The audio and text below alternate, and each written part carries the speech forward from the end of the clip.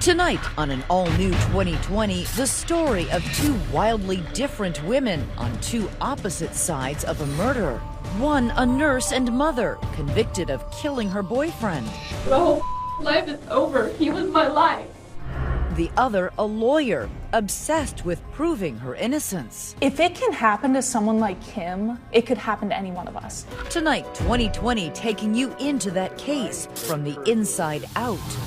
With 13 years fighting a murder charge, her life passing her by. What did you miss most? Everything. My kids, my mom and dad. Will this be her last chance at freedom? You're going away for life and you're coming out in a pine box. It's 10 o'clock at night, and while most of us are at home, Alyssa Bierkel is at the office. My motto is I'm never gonna give up. I will find a way. An attorney with the California Innocence Project, Bierkel is so devoted to crusading for her clients' release from prison that their cases literally move her to tears. How do you tell someone that even with that evidence of innocence, they're gonna die in prison? In this case, that someone is Kim Long, a Southern California emergency room nurse, a mother of two little ones, found guilty of savagely killing her live-in boyfriend 13 years ago. If it can happen to someone like Kim, who's a nurse in the community, who's a mother, who's just your average American family, it could happen to any one of us. And that's what's scary. Nurse, mom, daughter. That's the portrait of Kim Long her attorneys want you to have. But the prosecution has painted Long as a drunk, an aspiring biker chick, and brutally violent. I'm not that person. I'm not a mean, malicious person. So who's the real Kim? She agreed to talk to us, so tonight you can form your own opinion. Now it's about being natural, and it's about conversation, and about being you. I never care how I look. Really? No. The affable demeanor and self-assured voice of the former nurse, a far cry from the frantic tone you hear in her 911 call from October 6, 2003. Oh my God! Screams of disbelief as Kim describes the body of her boyfriend, Ozzie Condi, brutally bludgeoned to death on their living room sofa. I always have to relive it, and it's so hard to do, you know? After 13 years, it's just not any easier to explain what happened. She'd certainly seen him in happier times. They'd first met in the late 80s when she was in middle school in sunny Orange County, California. The two shared a passion for a new band called Guns N' Roses. What drew you to him? He was very sweet, very genuine, kind-hearted, just loved everybody, loved life. He was the first person I've ever loved. So I think that always sticks with you for the rest of your life. They lost touch when Kim's family moved to Corona, an LA bedroom community about 25 miles away. It would be nearly a decade before the two lovebirds locked eyes again. It happened out of the blue. On a hunch, Kim says she appeared at Ozzie's front door. Had he changed much since you met him first in middle school? No, we just got older. I think it was love at first sight again. We both felt the same way. Except for one big difference. When they last saw each other, they were kids. Now, Kim had kids of her own. A 5-year-old son and a 10-year-old daughter. Ozzie was also a dad and had become something of an artist. His muse, motorcycles. His canvas, polished chrome. And while he dreamed of open roads, Kim fantasized about a biker wedding. Yeah, now it sounds really stupid. You know, biker wedding. All I wanted was a couple bikes there. I thought it would be cool. October 5th, 2003, a lazy fall Sunday. Kim's kids are away, so she and Ozzie joined some friends for a day of biking and boozing. Alcohol played a huge role in every aspect of a bad decision that I ever made. By nightfall, Kim says she's downed as many as 22 drinks. She's lit up like the 4th of July, and Ozzie is aggravated as he watches his girlfriend flirt with other guys here at Mavericks, a local bar. Were you a flirt? Yeah. He just said I was moving about too much, talking to other people, not paying attention to him. The timeline of what follows, much of it hotly contested, will be the key to the case. But all sides agree that once home, in the couple's driveway, the jealousy and resentment proved to be explosive. Do you remember the kinds of things you were saying to him? You're not working, get out. Could have said deadbeat. I said some pretty mean things to him. I mean, he was in between jobs, so I just had a lot of ammunition. Fed up, she told him to pack up and get out. There's a witness to all of this, Jeff Dills, a friend who'd hung out with him throughout the day. He watches as Kim becomes violent, not only hurling insults, but anything she can get her hands on. Yeah, started throwing my purse at him. I think I swung my helmet. I mean, you were having a physical altercation in public with a man who a couple of hours later would wind up dead.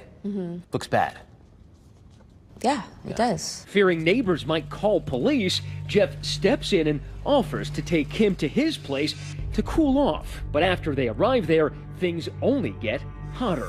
Kim had another drink, and they decided to get into the hot tub, started fooling around, kissing, and then they took things to the bedroom. After their tryst, Jeff drives Kim back home. He says he watched her go inside. It's like the hardest part. The door was unlocked, and I walked into the house. And I can, man. So I could see Ozzy laying on the couch, and I called his name, and I saw a big blood stain on the couch. She says when she sees a gaping gash on his head, she freaks out. I ran outside for some reason thinking I can catch Jeff. And I remembered going into the kitchen, getting the phone, and calling 911. The call was made at 2:09. I just came home. He's bleeding. I don't know what's going on. He's still breathing. I think you can give him medical attention. I can't give him medical attention. What's wrong with him? Did you think of rendering first aid? Doing anything? I'm just panicked, and I need somebody to come and help me. After being cooped up in the interrogation room for hours, cops begin to question Nurse Long. She's still drunk from her 12-hour bender, but she's clear-headed enough to demand some answers. What the happened? That's what we're trying to figure out, Kim. Oh my God. I don't understand any of this. She describes that day's events, but is oddly reluctant to specify who she was with. Who were you riding with? Friends. Friends? What are their names? That doesn't matter. When the interrogation resumes, Kim is inconsolable. Ozzy's lost his life. She's lost her love. You know how my life is now. He was it. He was it. I have nothing. We were gonna have a bike away. Everything was perfect. He was my match. Well, that depends on your definition of perfect. Police are putting the squeeze on Kim for killing her Mr. Right. But were they looking in the wrong place? Coming up, the tale of the angry ex. And if anybody was going to kill him, it'd probably be you. And as you're about to see, he's not the only person with a possible motive for murder. Hello, I'm Elizabeth Vargas. David is on assignment tonight, and we're live on Facebook and Twitter, so join our conversation. As Kim Long works through her last chance, do you think she did it? Stay with us.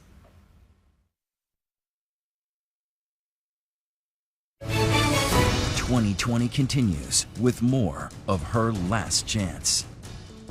I've been at the police station since 2 in the morning. This is The first party time is over for Kim Long, but her quality time with Corona police is just getting started. Oh, life is over. He was my life. As she bounces off the walls of this interrogation room, her belly still full of booze. She's not just under the influence, but under suspicion. Is this the case of if you find the body, you're automatically a suspect? That's almost automatic in law enforcement. You have to put that person as a potential suspect until you can rule them out. Former FBI agent and ABC consultant Steve Gomez has studied the police file. They get the autopsy back, and what does it tell them? The object that was used to strike Ozzy was some type of long object, such as a bat or a golf club. Could a relatively petite 5'3", 4" woman who weighs 130 pounds, could she have done that? If she was angry enough, absolutely she could have done this. We return to the house with Bill Sylvester, an investigator for Kim's defense team. The crime that occurred was in this room.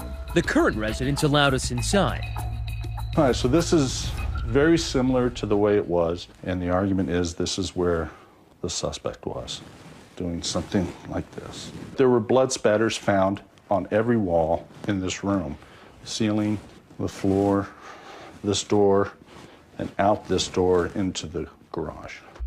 Two things are noticeably absent at the scene. For one, the murder weapon, which to this day has never been recovered. And two, despite the bloody crime scene, not a speck of blood was found on the cops' prime suspect, Kim Long. Not on those jeans, that black shirt, that belt. Can you understand why police found that a little suspicious? I mean, Not you were really. so clean that something smelled rotten. Well, that's just because I wasn't there when it happened. The cops begin to formulate a theory that Kim came home still angry, beat Ozzy to death, disposed of the murder weapon, and cleaned herself up before dialing 911. But she's got an alibi witness, at least she thought she did, Jeff Dills, the biker friend who brought her over to his house and into his hot tub that night.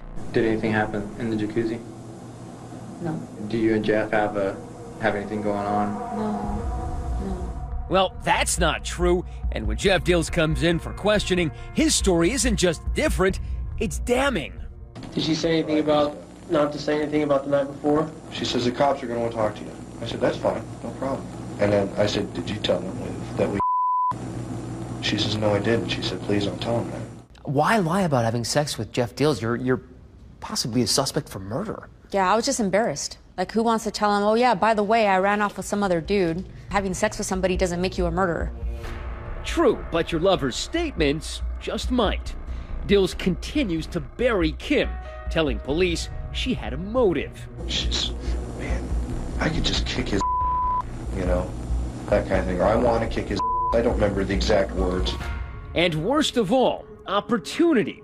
Dills tells cops he dropped Kim off back at the house much earlier than Kim claimed. He says he knows because he checked the clock when he got home. I remember noting the time was 1:36. I'm thinking going backwards from the 1:36, I had to drop her off between 1:20 and 1:30. Long didn't call 911 for help until 2:09 that morning, leaving up to 49 unaccounted minutes with Ozzy, and according to police, giving her ample time to commit the crime and clean herself up. At that moment, the cops are convinced they had their killer. Did Kim Long ever give a reasonable explanation for what she may have been doing for 50 minutes in the house? She always denied that it was that long. But if Kim's a killer, she's a cooperative one. Are you sure on that? Agreeing to take a polygraph test. Probability of you being deceptive is less than 0.01%. Meaning, according to that technician, there's virtually no chance she's lying. That doesn't stop the cops from pressing her in a follow-up interview, during which she breaks into hysterics. Jeff, didn't you tell him to move his stuff out that night? If you love him so much, why did you tell Ozzy to leave? Drunk and Enough to crack his head open? No! 1 month after Ozzy's murder, a now stoic Kim Long finds herself under arrest for bludgeoning to death a man who was once her teenage crush. I'm gonna remain silent. I'm not gonna say anything at all until I have a lawyer attorney with me. When you reviewed the police reports, did anything stand out? Yeah, we were missing something. I remember going to the attorney and say, this cannot possibly be the whole case. Somebody did it, and the real problem that we have in this case is investigators and the DA developed tunnel vision on one suspect. Kim's defense team insists that Kim shouldn't have been the only suspect. That's because Ozzy Condi may have been a great guy, but he sure had his share of enemies. Here's one of them. I mean, do you hate this guy?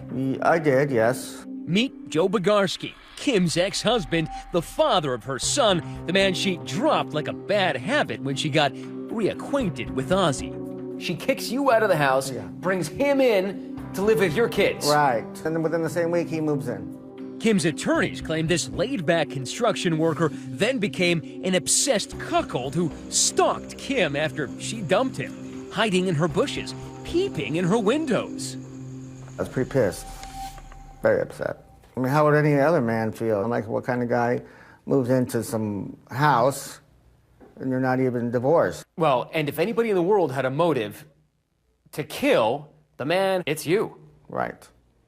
I mean, I'm not the violent type to that extent to kill someone, but I didn't like the situation.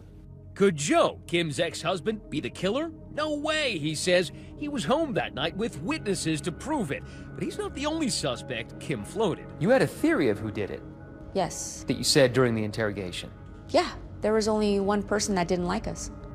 Didn't like? Try burning hatred. Do you have any idea who would have done something to who? Is that? She's talking about this woman. We've agreed to change her name. We're calling her Cynthia. Kim's defense team has dubbed her Ozzy's jealous ex, a woman scorned. And she calls Kim... That woman is the devil's child herself. Devil's child. Devil's child. There's no doubt in my mind. I know she killed him. And I know she doesn't even care. And it makes me sick. Cynthia and Ozzy were together for 8 years. They raised 2 kids together. One theirs, one hers from a previous relationship. She says those were the good times. He liked to spend time with his family a lot. He was a wonderful father. But when Kim came on the scene, she says the situation turned sour. My son had come home, and he told me that he saw Kimberly punch Ozzy in the face. That was not okay with me, so I stopped Ozzy's visitation. From there, the drama only escalated. She had just made our lives a living hell. What did she do? She called, she harassed, she threatened. She wanted money from Ozzy. It was a constant battle. I mean, I wasn't happy with her. I was pretty pissed off at Kim. In the polygraph interview after the murder, the cops want to know if her hatred for Kim extended to Ozzy. Have you ever made any comments that, hey, I wished Ozzy was dead? I did say things like that toward his girlfriend, Kim. I just so wish I could kill her. You heard that right, kill Kim. But was Ozzy also on the crosshairs? Coming up, Cynthia takes things into her own hands. How far did she go? Stay with us.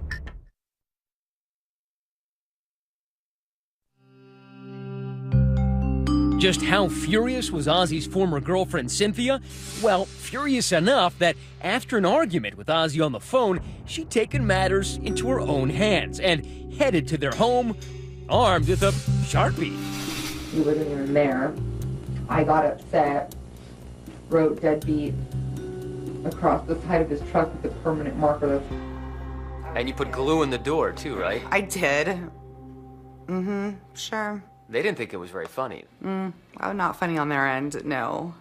But she's not through. After that episode, she pens this profanity-laced letter. Girl, I really hope you love this guy even though he cheats on you. Because I promise when I get done with him, you'll be supporting his ass forever. You were angry. After that letter, Ozzy'd had enough of her. He filed for a restraining order, which included a child custody request. They were not expecting Cynthia to take it well.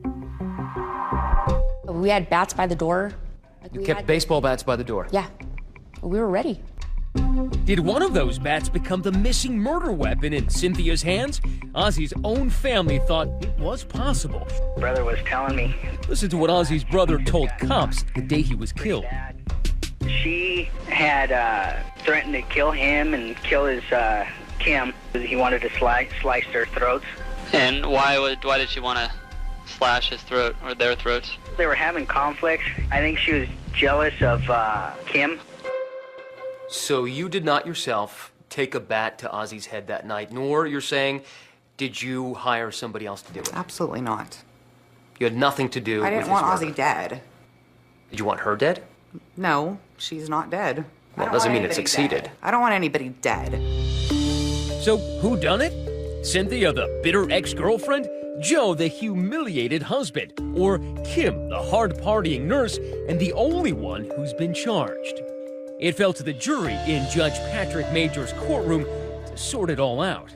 Were you confident that you would get off? Yeah. Did you think, there's no way they're going to convict me? Absolutely. What gave you most confidence?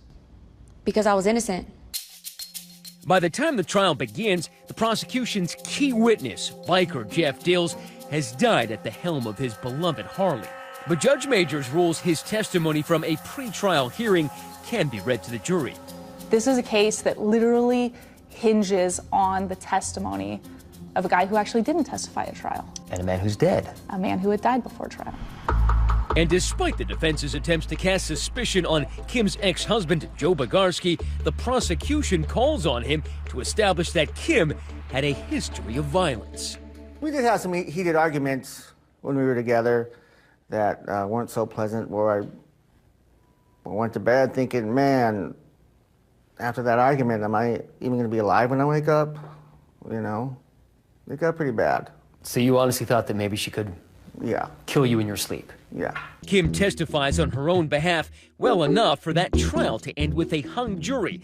9 believed her, but 3 didn't. So the prosecution comes back a second time, once again bringing up Kim's lies to the cops, Jeff Deal's timeline, and the questions about her clothing. And what happened when you got in? I seen him on the couch and This time, Kim's defense pivots to the Cynthia theory. But it's an uphill battle. For one thing, jurors never learned that the results of Cynthia's polygraph were inconclusive. Regarding Ozzy, did you plan or arrange with anyone to have him killed? And then on the stand, she says she's got an alibi. She was on a date the night of the murder, dinner, and 90 minutes in a room at this day's inn. The man that I was with testified in court to my whereabouts. I was with him. I was with him until well over midnight. In the end, jurors rejected Kim's lawyer's efforts to pin Ozzy's murder on Cynthia. Instead, on December 31st, 2005, as the ball dropped on 2006, the gavel dropped on Kim Long. She was found guilty of second-degree murder. So when they said that, found guilty, I hate that image. I had to get it right. I had to get it right in my head real quick. You know, they're gonna put handcuffs on me, you know? You gotta get stoic, you gotta get strong.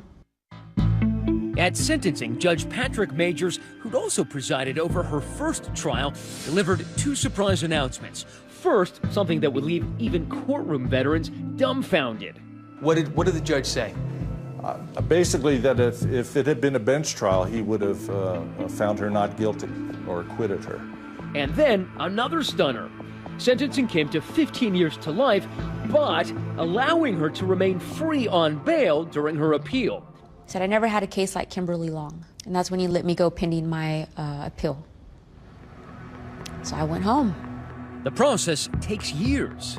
Finally, in February 2009, the California Supreme Court denies Kim's final appeal, and she's ordered to turn herself in. But nothing in this case is simple. On the day Kim is due to report into prison, she disappears. How do you turn yourself over to a life sentence? 15 to life means you're going away for life and you're coming out in a pine box. Next, Kim Long on the lam. Stay with us.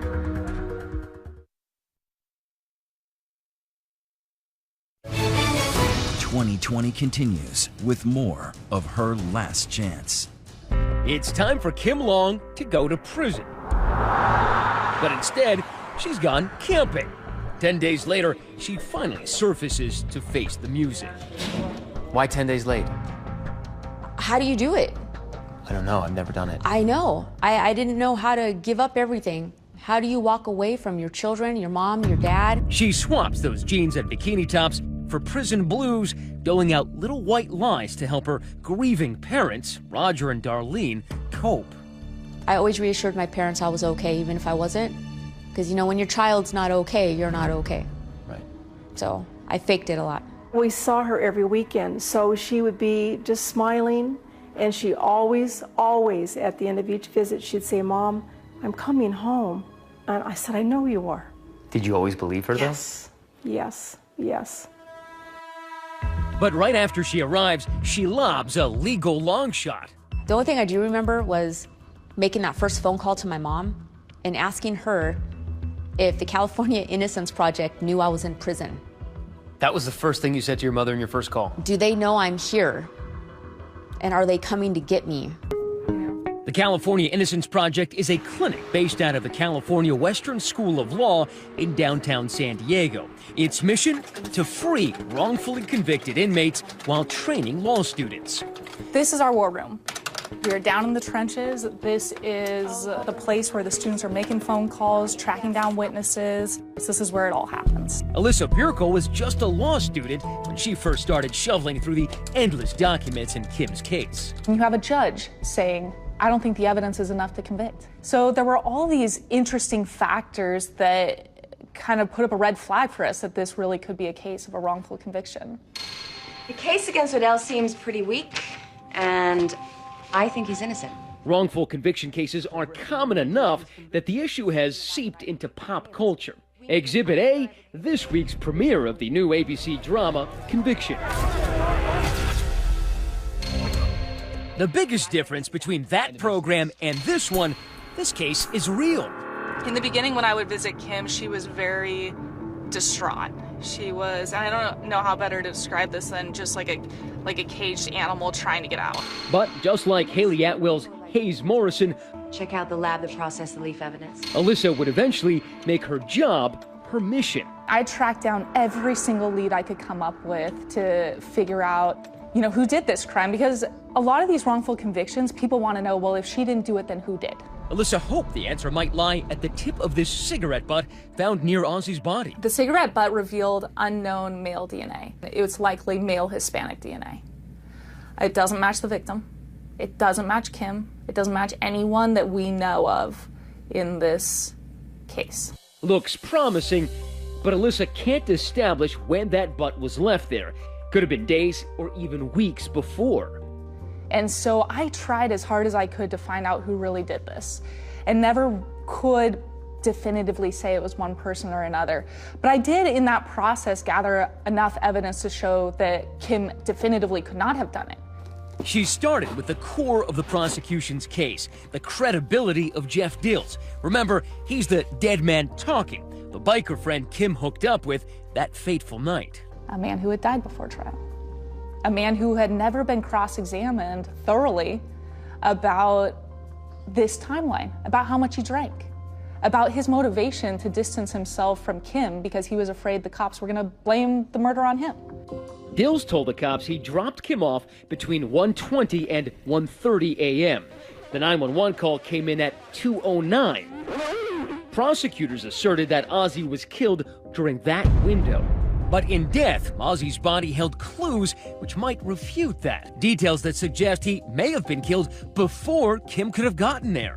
When paramedics arrived, they already saw signs that the body was decomposing? Yeah. Which means he was dead for how long? At least over an hour. At the minimum, over an hour. And nobody puts her back at her house at the scene of the crime before 1:20. Exactly. But get this, no time of death expert was called to testify for the defense. Why is that? It was just, an oversight by the defense team at that time. Oversight is being polite. Alyssa thought inept lawyering had done Kim in at every turn. For example, the issue of her clothing.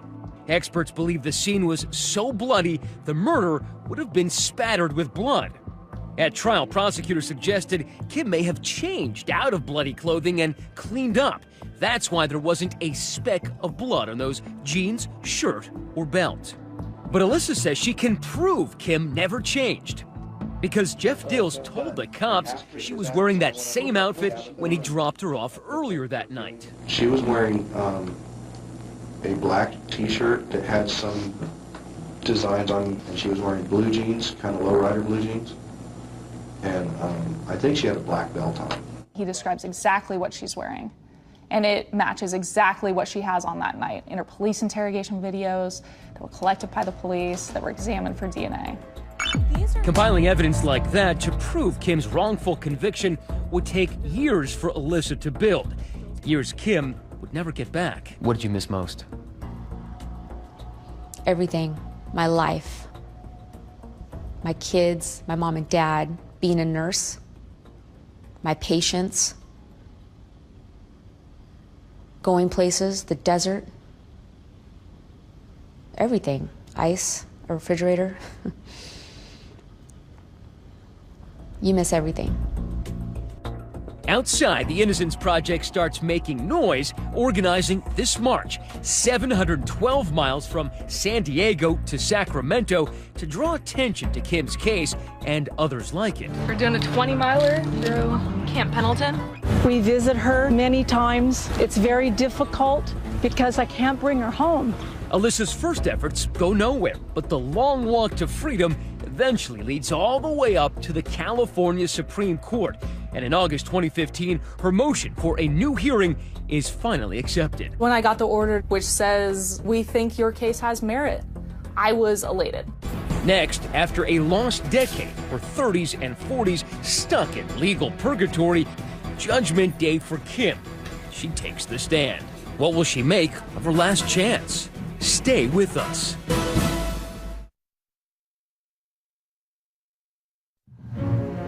The stakes couldn't be higher. Alyssa Burko is headed to court for a face-off with Lady Justice. After 7 years, Kim Long is getting her shot at freedom. What are you thinking going into it? I knew we were going to win. I knew the evidence we had was powerful. Failure number 1, failure to consult a time of death expert and present that defense. This time, no jury, just Judge Patrick Majors, who presided over Kim's previous 2 trials. Yeah, good morning, ladies and gentlemen. And 2 desperate mothers packing the court with emotion.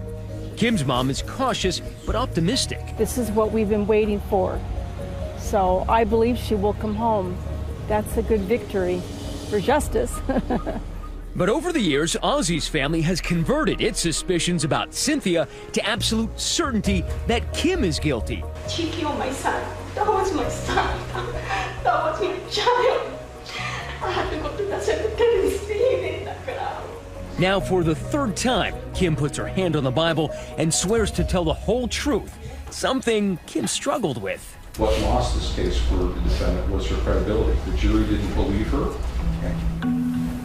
How are you feeling? I'm good. Good. Have you ever threatened to kill Ozzy? No. Did he ever threaten to kill you?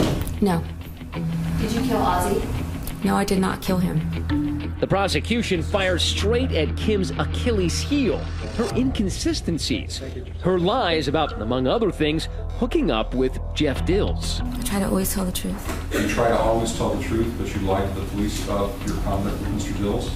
The sexual conduct, yes. But the defense has an ace to play. That new evidence Alyssa discovered about the time of Ozzy's death and the proof that Kim never changed her clothes. And this primarily comes from the Jeff Dills interview where he describes what Miss Long was wearing. And what were you wearing that day? I was wearing large sandals that matched my black belt, blue jeans, a black shirt with ringlets on it that matched my necklace and my purse. And then the bombshell no one saw coming. The prosecution torpedoing its own case, backing away from its core theory that Kim Long ditched her bloody clothing after killing Ozzy.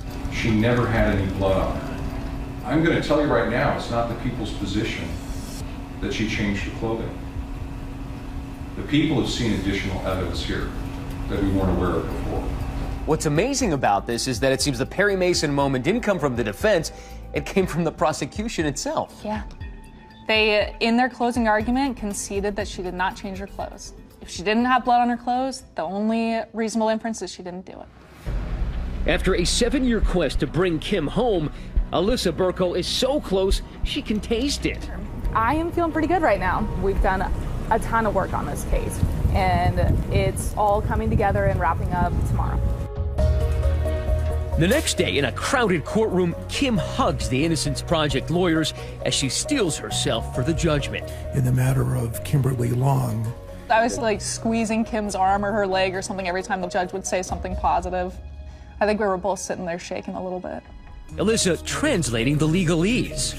When it actually happened, I remember Kim being a little confused and being like, wait, what's going on? What happened? The judge continues. The judgment of conviction is vacated and a new trial will be ordered. You're thinking, is vacated good or bad? I didn't even hear it. I just was waiting for that, and that was never said. And then that's when I was like, what is happening? I think even the judge laughed. I'm like, what just happened? You're getting a new trial, Miss Long. Okay. Alyssa, hanky in hand, makes up for any shortage of emotion. Her room is ready. I've always believed that in my heart. She will come home. Everything we uncovered during the case pointed towards her innocence. And this case also demonstrates just a total failure of the criminal justice system. As a small crowd waits outside while Kim posts bail, an Innocence Project intern has ironically brought a change of clothes. We're waiting for Kim to get out. So we got her these shoes and got her these jeans. It was weird because they brought me clothes and they had bought me heels. And I'm very grateful that they left me in a holding tank for a while because I had to walk back and forth. Because you hadn't walked in heels in years. Yes, yeah. 10 hours after her moment in court, Kim walks out of jail and into the arms of her parents. I saw my mom and dad through the glass and I remember the doors opened. The doors opened and I went out and nobody said anything. Like nobody said anything. Like I was looking at them and they were looking at me and finally I just threw my hands in the air and I was all, I made it. How are you feeling right now? Just a lot of emotions right now. Because I have a lot of gratitude. I'm very humbled by this experience. Very humbled. I can stare at you. We all started crying and hugging and God, it's a good feeling. Cynthia, Ozzy's ex and Kim's arch enemy, takes the news badly. It was like a slap in the face. A slap in the face. When Kimberly was released and my son saw it on television, he called me and he said, Mom, he's like, please be careful, she's crazy. She killed my dad and I'm scared she's gonna do something to you. Kim's ex-husband, Joe Bogarski, isn't so sure what he thinks anymore. My mind is so scrambled from our history that I'm thinking she's capable of doing it. Maybe she didn't do it. Maybe the evidence doesn't point to her actually doing it, even though you think that she was capable of it. Right. But then I think, who did it then? So many questions remain, and coming up, the only one that Kim refuses to answer. Don't do that. I won't answer that.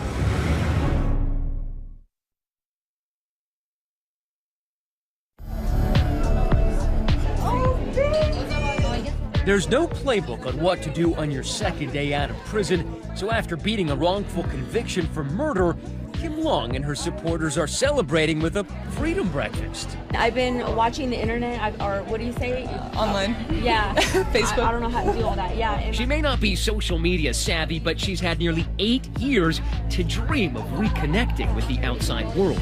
thank you for everything, every day. I knew I was going home, I just didn't know when. I didn't know how long it was going to take. She always told me, I'm coming home, Mom. Aside from spending time with family, it's the simple pleasures she most appreciates. There's nobody checking on me every hour with the light in my eyes. Today, she has 8 years of sobriety under her belt. That's no small undertaking for the former hellraiser with a quick temper and a soft spot for hard liquor. In some ways, I guess prison is a great place to sober up, right? You don't really have the choice. Can you drink in prison? Absolutely. Everything is in prison. So even in prison, you had to practice abstinence. Absolutely. It's a choice. And I chose not to drink and not to use drugs in prison. Healthy living now replacing some of those old vices. But so many are haunted by the knowledge that whomever murdered Ozzy is still out there. One of the tragedies about this case, we may never know who killed the victim in this case. Kim tries not to think about Ozzy too much these days. 13 years later, those wounds are still raw. If Ozzy could hear you now, what would you say to him? Don't do that.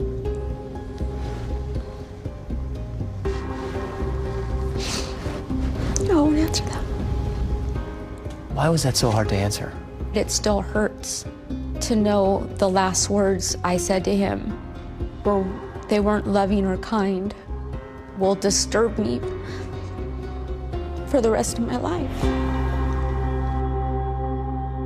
A woman clearly still haunted despite being out of prison for now.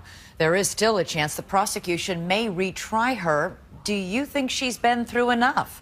Let us know on Facebook and Twitter. And this program note for next week, that scandal at the University of Virginia that exploded in the headlines.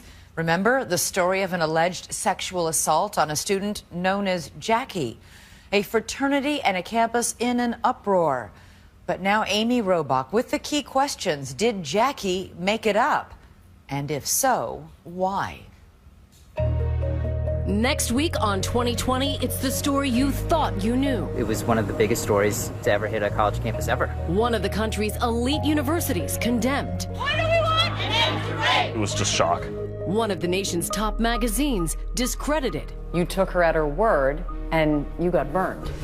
But was one woman's story of an unspeakable crime all just a ruse for a romance? She's doing anything she can to get you to talk to her. Now, for the first time, those at the center of the scandal speak. What is Jackie saying now? That is next Friday night. In the meantime, I'm Elizabeth Vargas. Thank you so much for watching tonight. For David and all of us here at 2020 and ABC News, have a good night and a wonderful, safe weekend.